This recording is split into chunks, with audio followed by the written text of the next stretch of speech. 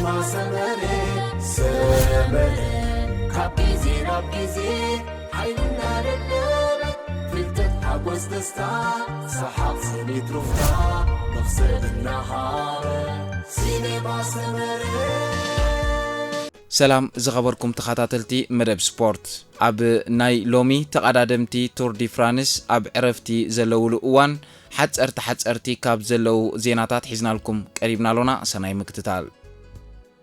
اب شامناي مدرخ تور دي فرانس كاب بيريغ ناب برجراخ اب استخايده ناي موداتا قصبتاوي وددر اب مونغو ايرتراوي تقداداماي بينيام ግርማይን ኖርዌጃዊ ሶረን ቬረንስኪዮልን ሓያል ውጥረት ተፈጢሩ ነይሩ ቬረንስኪዮል ንቢንያም ኣብ ቅጽበታዊ ውድድር ሓደገኛ ዝበለው ምንቅስቃስ አርዩ በመባል ብትሪ ክነቅፎን ከሎ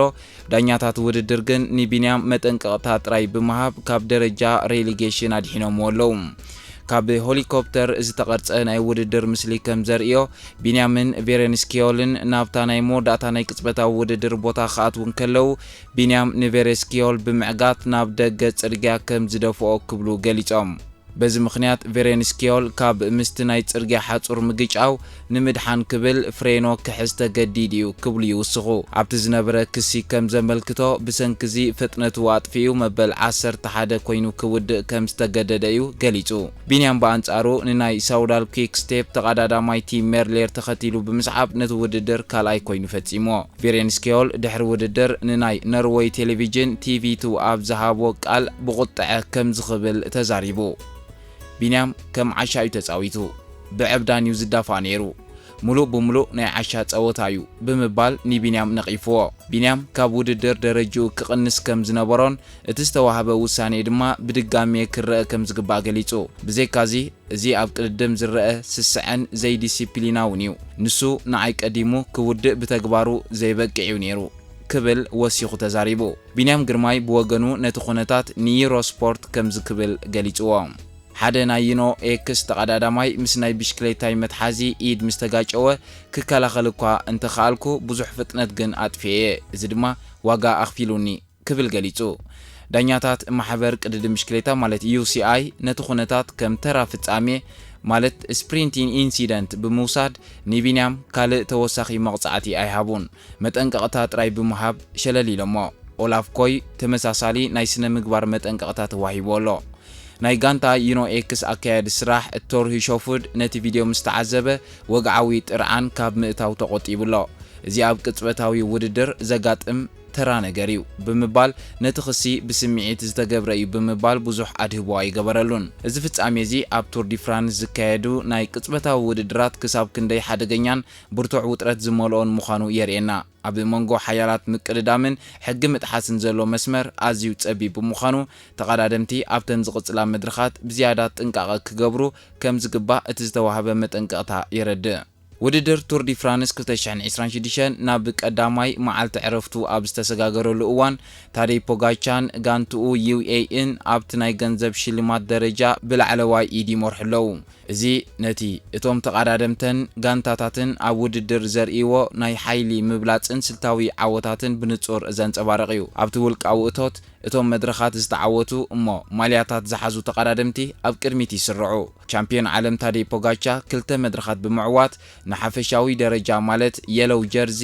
ከምውን ንናይ ኣምበሳ ዓቐብ ደረጃ ማለት ፖልካዶ ጀርዚ ብሓባር ይመርሓሎ በዚ ብቕዓት እዚ ድማ ውልቃዊ እቶቱ 4940 ፓውንድ ከም ዝበጽሕ ገይርዎ ኢሳቅ ዴል ቶሮ እዚ ናይ UAE ሜክሲካዊ ተቀዳዳማይ ኣብ ባርሴሎና ካልኣይ መድረኽ ብምዕዋት ናይ መንስያት ደረጃ ማለት እዋይ ጀርዚ ይመርሓሎ ንሱውን 17990 ፓውንድ ኣታዊ ገይሩ ይርከብ ቲም ሜርሌር ሳላተን ዘመዝገበን ክልተ ተኸታተልቲ ናይ ፍጥነት ማለት ስፕሪንት መድረኽ ዓወታት 24800 ፓውንድ ብምእታው ድሕሪ ፖጋቻ ካልኣይ ዝለዓለ እቶት ዘለዎ ውልቀ ተቀዳዳማይ ኮይኑሎ ማዲስ ፔደርሰን ኣብ ራብዓይ መድረኽ ብምዕዋቱን ንናይ ነጥቢ ደረጃ ማለት ግሪን ጀርዚ ዝመርሕ ብምህላውን ብ21630 ፓውንድ ሳልሳይ ደረጃ ሒዙ ይርከብ ኣብ 5ይ መድረኽ ዝተዓወተ ናይ ዴካተሎን ተቀዳዳማይ ኦላፍ ኮይ ብ14800 ፓውንድ ምስ ቀዳሞት 5 ተሰሪዑ ይርከብ ዮናስ ቬንገጋርድ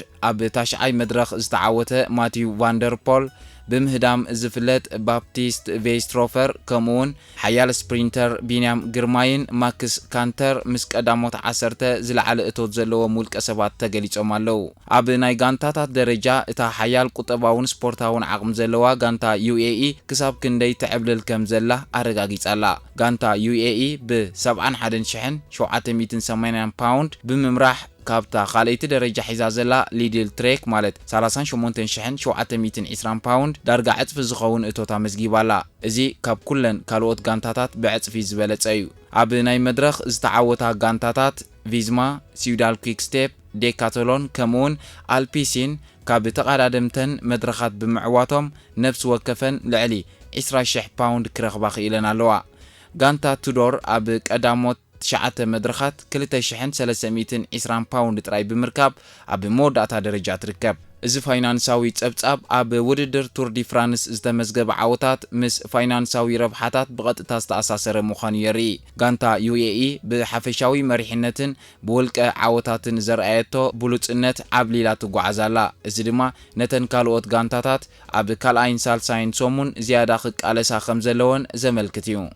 تور دي فرانس 2026 قداماي سومون تزازيمو ناب قداماي عرفتي اب تسغاغرلو اوان قالسي نبيچ اماليا اب مونغو تاري بوغاچان يوناس فينغغاردن زلو فللي اند حيله يمصالو فينغغارد بخلت دقيقن 42 كاليتاتن دحري مريحنت بوغاچا كوينو كانت هالو اب وشتي غانتا فيزما زلو تسفان امنتنجن جنا زيت حلل مخانو نايتا غانتا وساني تقاداداماي ماتيو يورغونسن زهاوق على نصيرو يوناس فينغغارد قدم وددر تور دي فرانس مجمارو زغاطمو كبيد ناي مغداتي كونتات اب ግምት ብምእታው ነቲ ቀዳማይ ሰሙን بسلام مززامو بعلو عابي عوتيو كبحال تገምጊሙሎ ቬንገጋርድን ጋንቱን ካብ ሕሉፍ ተመክሮኦም ዝተማሃርዎ ነገር እንተሃልዩ ቬንገጋርድ ኣብ ሳልሳይ ሰሙን ዝውድድር ብፍላይ ኣብተን ዝለዓሉን ከበድትን ጎቦታት ዝሓቆፋ መድረኻት ዘለዎ ናይ ምጽዋርን ብቕዓት ምውሳኽን ዓቕሚ ካብ ካልኦት ተቐዳደምቲ ዝበለጸ ክኸውን ምዃኑ እዩ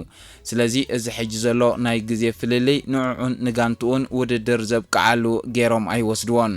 ማቲዮ ጀርጎንሰን ኣብዛ ዓመት እዚ ሓደ ካብቶም ቀንዲ ናይ ደገፍ ተቐዳዳማይ ማለት ሱፐር ዶሜስቲክስ ናይ ቬንገጋርድ ኮይኒዩ ተሰሪዑ ዘሎ ጀርጎንሰን ኣብዚ ቀዳማይ ሰሙን ብሰንኪ ዝነበረ ብርቱዕ ረስኒ ማለት ዋዒ ከቢድ ፈተና ከም ዘጋጠሞ ሓቢሩ እዩ እዚ ድማ ኣብቲ ውድድር ዝተወሰነ ጻቕጢ ፈጢሩሉ ከም ዝነበረ ተዛሪቡ ድሕሪት ናይ መጀመርታ ፈተና ሕጂ ኣካላዊ ብቕዓቱ እናተመሓየሸ ይኸይድ ከም ዘሎ ገሊጹሎ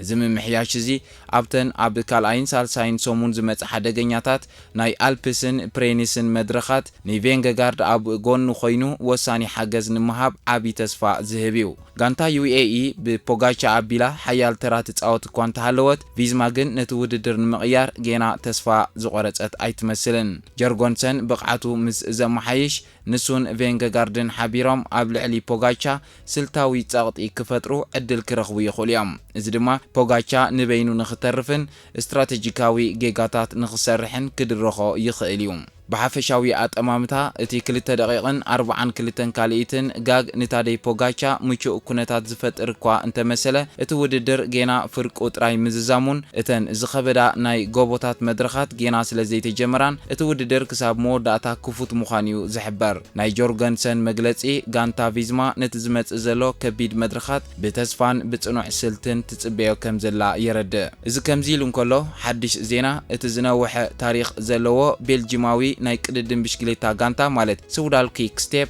دحري لعلي كلته 10 عامتات زقصله سبونسرنت مس كيك ستيب كاب 2027 جميرو ناي سم لوطي كم زغبر افليطو اتي اهغراوي ناي وحسنت سانن ناي سراح كراونتن زفري بلجيماوي تكال زخونه سيفتي جوجر كاب 2027 جميرو حدش تحقاقازي قداماي سبونسر مالت كو تايتل سبونسر كوينو كسرح وعل تفراري مولا እዚ ወጋዓው መግለጽ እዚ ኣብ ቀዳማይ መዓልቲ ዕረፍቲ ቱር ዲ ፍራንስ ኣብ ዝተኻየደ ጋዜጣዊ መግለጺ ተሓቢሩ ኩዊክ ስቴፕ ንልዕሊ 24 ዓመታት ነዛ ጋንታ ብቐዳምነት ክትረድእ ዝጸንሐት ኮይና ኣብ ውሽጢ እዚ እዋን እዚ እታ ጋንታ ኣብ ዓለም ለኻዊ መድረኻት ዝዓበዩ ዓወታት መዝጊብያ እዛ ጋንታ ኣብ ዝሓለፈ 24 ዓመታት ልዕሊ 1000 ዓወታት ዘመዝገበት ክትከውን እንከላ ካብዚኦም 8 ግዜ ቱር ኦፍ ፍላንደርስ 6 ግዜ ፓሪስ ሩቤክስ ከምኡውን ብሬምኮ ኤቬኔፖል ኣቢላ ናይ 2022 ቮልታ እስጳኛ ምዕዋታ ይጥቀስ ኩዊክ ስቴፕ ካብታ ጋንታ ሙሉእ ብምሉእ ኣይክትወፅን እያ ንዝቕፅሉ 4 ዓመታት ኣብ ውድድር ኣብ ክዳውንቲ ተቐዳደምቲ ብዝተሓተ ደረጃ ተራእይነቱ ዓቂቡ ክቐፅል እዩ ሴፍቲ ጆገር ኣብ ቤልጅየም ዝመደበሩ ናይ ውሕስነት ኣቑሑትን ሳእንን ዘፍሪ ትካል ኮይኑ ካብ 2022 ጀሚሩ ምዛ ጋንታ ከም ንእሽቶ ስፖንሰር ክሰርሕ ጸኒሑ እዩ እዚ ትካል ካብ ጥሪ 2026 ጀሚሩ ዘርእዮ ዘሎ ናይ ፋይናንስ ደገፍ ብምዕባይ ኣብቶም ተቐዳደምቲ ዝለብስዎ ናይ ቅድድም ስረ ማለት ቢብ ሾርትስ ስሙ ከስፍር ገይሩ እዩ ካብ 2027 ጀሚሩ ድማ ናብቲ ዝለዓለ ደረጃ ማለት ኮ ታይትል ፓርትነር ብምዕባይ ምስ ሰውዳል ብምውሃድ ቀዳማይ መሻርክቲ ክኸውን እዩ እዚ ትካል ነዚ ስጉምቲ እዚ ኣብ ዝሓለፈ 5 ዓመታት ዘመዝገቦ ኩባንያዊ ዕቤት ዘረጋግጸሉን ኣብ ዓለም ለኻዊ መድረኽ ቅድድም ብሽክሌታ ተፈላጥነቱ ንምስፋሕ ዝሕግዞን ዓብ ዕድል ከም ዝኾነ ገሊጽዎ ኣሎ እዚ ዜና እዚ ኣብ ዝስማዓሉ ዘሎ እዋን ሶዳል ኩዊክ ስቴፕ ኣብ ቱር ዲ ፍራንስ ብቲም መርሌር ኣቢላ ጽቡቕ ምንቅስቓስ ተርእየሉ ኣብ ዘላትሉ እዋን እዩ ቲም መርሌር ኣብ ዝውድድር ክልተ መድረኻት ክዕወት ዝኽኣለ ክኸውን እንከሎ ነታ ቀጠልያ ማልያ ንምውሳድ ድማ ምስ ቢንያም ግርማይን ማዲስ ፔደርሰንን ኣብ ቅልሲ ዝርከብ ኣብ ቅድድም ብሽክሌታ ቀወምቲ ስፖንሰርሺፕ ምርካብ ሓደ ካብቶም ከበድቲ ብድሆታት እዩ እዛ ጋንታ ካብ ሕጂ ጀሚራ ናይ 2027 ስፖንሰርሺፕ ውዕል ምርግጋጽ ኣብ ተቐጻሊ ዝቀያየር ቁጠባዊ ኩነታት ስፖርት ንነዊሕ እዋን ዝጸንሕ ምርግጋእ ከም ዝህልዋ ዝገብር ኣገዳሲ ስጉምቲ እዩ እዚ ለውጥ እዚ ታሪኻዊ ስም ኩዊክ ስቴፕ ዝቕይር እኳ እንተኾነ እታ ጋንታ ምስ ሓድሽ ቤልጂማዊ ሓይሊ ማለት ሴፍቲ ጆገር ብምስላፍ መጻኢኣ ንምውሓስ ዘኽእላ ስጉምቲ ምውሳዳ ዘርኢ ኮይኑ እቲ ሓድሽ ማልያ ዛ ጋንታ ድማ ብጫን ጸሊምን ሕብሪ ክኸውን ከም ዝኽእል ትንቢታት ኣሎ እምበኣርከስ ዝኸበርኩም ሰማዕትና ኣብ ዝናይ ዕረፍቲ መዓልቲ ተቐዳደምቲ ቱር ዲ ፍራንስ ዘቐረብናልኩም ሓፂር ዜና እዚ ዝስዕብ ዝመስል ነይሩ ነዚ ቪድዮ ላይክ ከምኡውን ሼር ምግባር ኣይትረስዑ ጽባሕ ውፅኢትን ትንተናዊ ትሕዝቶን 10 መድረኽ ቱር ዲ ፍራንስ ሒዝና ክንምለስ ኢና ዓወት ንቢንያም ንምነ ሰሰናዩ ሲነማ ሰመሬ ካብ ጊዜ ሓይልና ደለበ ፍልጠት ሓጎስ ደስታ ሰሓቕ ስኒት ሩፍታ መኽሰልና ሃረ ሲኔማ ሰመረ